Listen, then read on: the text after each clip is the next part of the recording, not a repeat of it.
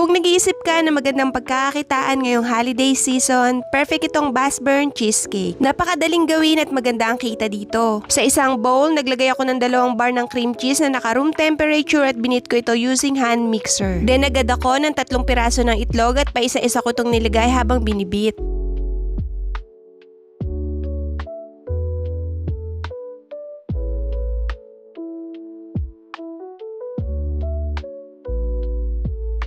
Naglagay din ako ng 1 cup ng powdered sugar, 1 pack ng 250 ml all-purpose cream in room temperature at 3 tablespoon ng all-purpose flour. At panghuli ay naglagay ako ng 1 teaspoon vanilla. Pagkatapos, naglagay ako ng parchment paper sa 20 cm cake molder at sinalin ko dito ang ginawang mixture. Isinalang ko ito sa preheated air fryer at binake ko ito ng 180 degrees for 45 minutes.